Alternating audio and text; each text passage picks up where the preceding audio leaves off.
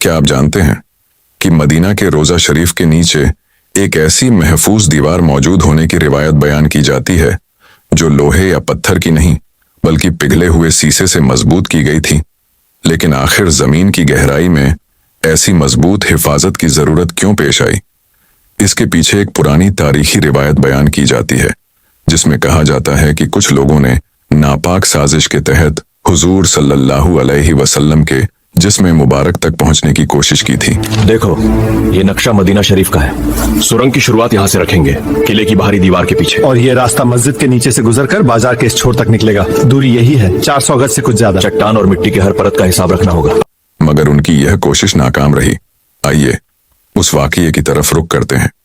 Medina Munawwara की एक रात, चारों तरफ सुकून और खामोशी।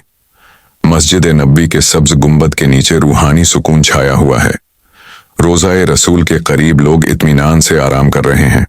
उन्हें खबर नहीं कि जमीन के नीचे क्या हो रहा है। रिवायत में आता है कि मस्जिद नबवी के करीब एक मकान में 2 अफराद रहते थे। जाहिर में वे बड़े परहेजगार, आबिद और जिक्र करने वाले नजर आते थे। चेहरे पर दाढ़ी, हाथ में तस्बीह और जबान पर अल्लाह का जिक्र। लोग उन्हें बहुत नेक समझते थे। वे 5 वक्त की नमाज जमात से अदा करते, रोजे रखते और गरीबों की खिदमत भी करते।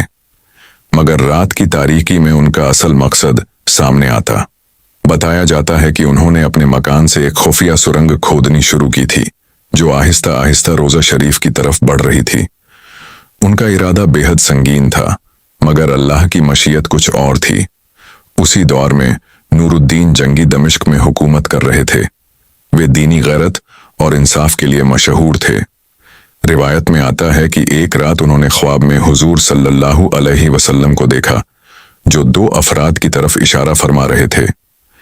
यह ख्वाब बार बार आया तो उन्होंने इसे एक अहम इशारा समझा। वे फौरन मदीना मुनव्वरा रवाना हुए। वहां पहुंचकर उन्होंने तफ्तीश शुरू की।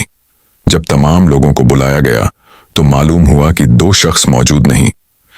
तलाश के बाद उनके मकान में सुरंग का राज खुल गया। साजिश बेनकाब हुई।